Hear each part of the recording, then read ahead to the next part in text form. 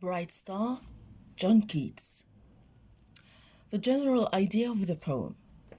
The poem evokes the speaker's wish to be as steady, constant, unchanging in his passionate love and closeness to his beloved as the constancy, steadiness of the stars.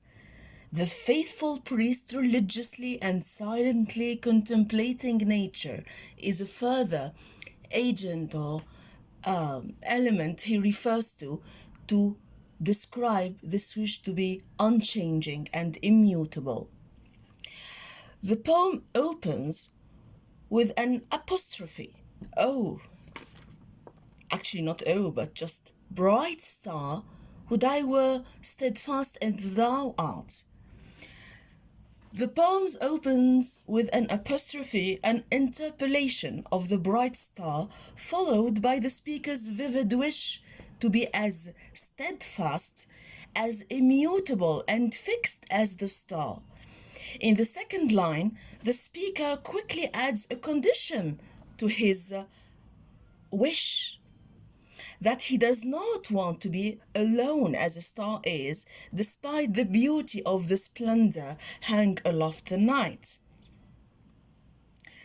Despite the beauty suggested by this term, splendor, he does not to be on his own, but rather to be in company of his beloved. In the third line, actually from the third line up to the eighth line, as far as the structure is concerned, the speaker changes the register. That is, he changes from reference to the star to a reference to a priest, a religious figure, and chooses the religious figure of a contemplative priest, baffled at nature's overpowering beauty, the sort of beauty which keeps him in a constant state of contemplation and prevents him even from sleeping. As he says, quote, and watching with eternal lids apart. Beautiful imagery suggesting the open eyes of the priest, never falling to sleep, staying to contemplate the beauty of nature. The theme of inert, constant contemplation is echoed in terms like patient, sleepless, but we note as well the use of religious register or religious diction like ermite, priest-like, ablution, which is al-wudu, okay, very religious terms. As the speaker expresses his will to be as committed, this is the effect actually, his will to be committed to his beloved as a dedicated priest who attends to human sins and to cure them. This is suggested in line 6 up to, especially in line 6, then line 7 and 8. Lines 7 and 8. So let's go back to line 5 and 6, which comprise a beautiful metaphoric imagery, the moving waters at their priest-like task of pure ablution round earth's human shores. What is this? This is a metaphoric imagery which shows how the priest contemplates and how he perceives the waters, the running waters, as if they were washing away human sins. This is a beautiful metaphoric imagery, as I said, in tune with the priest's vision of nature's waters, tinged with a religious dimension. The priest, watches the running waters as if they were washing human sins away. A further beautiful natural imagery is found in line 8 and 9.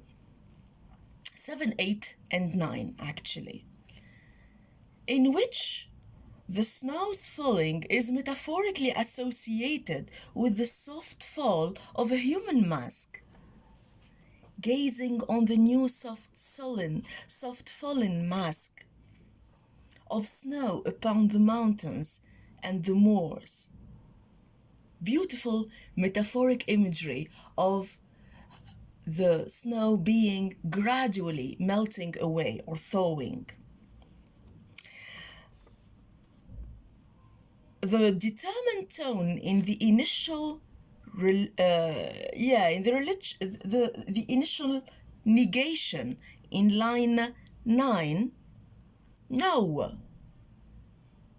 yet, still steadfast, still unchangeable, is a further assertion of the speaker's will to remain unchanged in the same way as nature emerges as the snow gradually melts.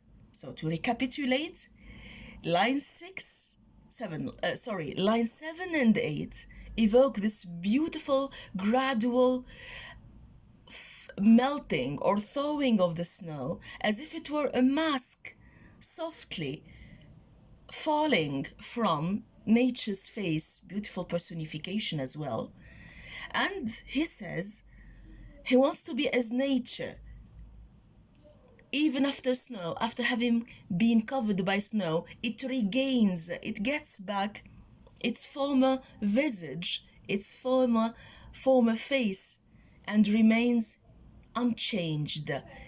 Likewise, he wants to remain unchanged towards his beloved. Now, from line 9 to 14, this is a sestet, and Keat's sonnet here is rather a Petrarchan sonnet. How we knew this? Thanks to the structure of meaning, of ideas, the development of ideas. We note in this part, from 9 to 14, a sort of resolution, a sort of, that is, if you want, a total illumination of the further or the previously exposed wish or problematic or theme. In this case, his wish to be steady and constant as stars and nature, that is,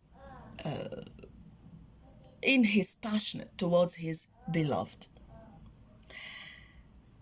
So, as you know, in the Petrarchan tradition, the volta is a sort of climax or resolution. In fact, the speaker clearly expresses his wish to remain, beautiful imagery here, pillowed upon. Note this, we can regard it as alliteration, because upon, the p sound is the stressed sound, even if it's not the initial sound. Pillowed upon my fair love's ripening breast. We note here, it's interesting, despite the fact that breast is traditionally presented in love poems as a fruit, but still Keats here uses this fruit imagery in a rather original manner, as he adds the gerund, ripening. And ripening, if you want, implies this temporal process of the beloved's maturing steps, right? Till she becomes mature. And this implies his wish to be constantly in her vicinity, close to her, in all the stages of her life, from being a young girl to a lass that is a young, beautiful lady. The last two lines, actually I have skipped to feel forever its soft fall and swell. Again here, Keats evokes, stresses, insists on this eternal, forever, eternal commitment to his beloved. And we note also here this beautiful erotic imagery, the swelling and the soft swelling, note the alliteration, of the breast being, if you want, that is swollen with air and then deflated with exhalation. Okay? Also, he keeps to this notion of breath and inhaling, still to in this auditory imagery in still, till, still. Beautiful consonants here, reinforcing this rhythmic imagery of the breathing, of the beloved's breathing, to hear her tender taking breath, alliterated compound adjective, beautiful use, expressing the speaker's will to remain and listen to her, to his beloved's breathing in religious silence, remaining silent and just listen to her breath, soft and tender breath. And this is, even if you want, even sweeter than music to his ears. After a pause, in the middle of the last line, the speaker asserts his wish is not simply a full wish of a passionate lover, an enamored, if you want, lover. It's an existential, it's a life or death will. He asserts that, and this is presumably, I mean, obviously, we come to the climax, last line of the sonnet. Sorry. So he asserts that either I live this way or better I die. And this is what is, I mean, the climactic half part of the line comes at the end, or else swoon to death. And interesting here also the use of swoon as far as diction is concerned, swoon, to faint. Again, we are still with the notion or with the theme of sleep, but here it's the speaker's fatal and deadly sleep if he is not accompanied by his beloved. Thank you very much.